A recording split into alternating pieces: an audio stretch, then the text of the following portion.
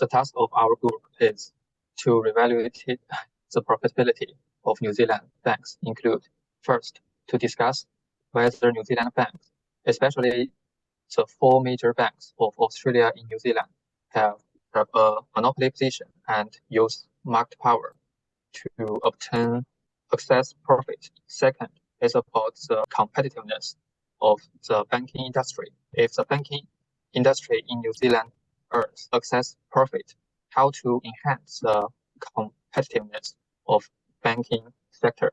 Is it a solution for the government to split the big bank? In fact, the four largest banks in New Zealand, NZ, BNZ, ASB, and Westpac, are referred to as the large New Zealand banks. Other much smaller banks in the country include Kiwibank, Rabobank, TSB, SBS, and Heartland Bank. About 84% of all assets owned by banks with New Zealand registration and held by the four major New Zealand banks. As shown in Figure 1, the major four banks have had persistently elevated levels of profitability compared to the rest of the banking sector, mirrored by return on equity and return on assets. This means that the four major banks are more profitable than other small banks.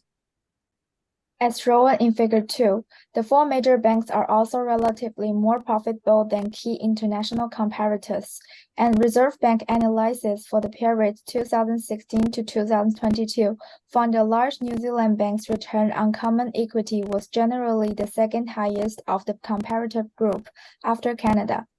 As shown in Figure 3, the big four banks have lower expense ratios. Those banks' lower costs may be due to economies of scale in comparison to the small New Zealand banks, and cost savings derived from being the subsidiary of a larger banking group. The lower expense ratio also confirms the ability of the four major banks to earn excess profits. According to the previous analysis, we have two findings. First, the four major banks dominate the banking sector in New Zealand, and the banking market is monopolized. Second, the profitability of the four major banks is significantly stronger, earning excess profits. Next, we will discuss ways to enhance the competitiveness of the banking sector, either by implementing open banking or breaking up the big banks.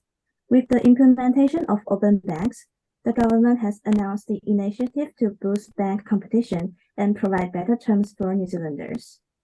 In order to guarantee that New Zealanders have access to a larger range of goods and services that better suits their needs, the government committed to establish a consumer data framework.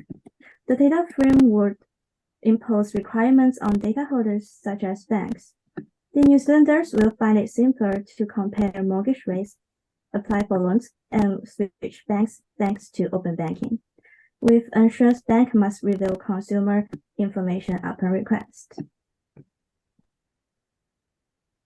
To increase competition in the banking business, anti-monopoly activist Tex Edwards has urged the Commerce Commission to be brief and suggest the government split up NZ and ASB.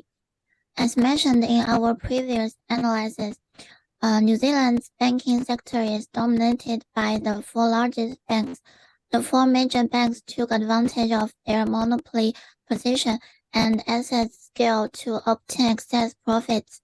Therefore, weakening the market power of the big four banks can enhance competitiveness and allow more small banks to participate in the competition.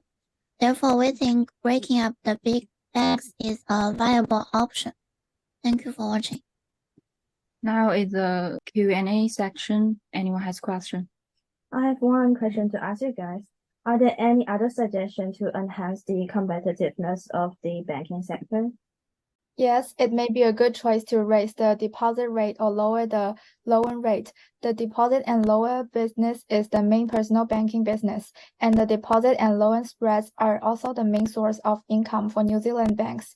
When the deposit and loan spreads are narrowed, banks will strengthen innovation in other business in order to obtain more benefits, and the competitiveness of the banking sector will be strengthened.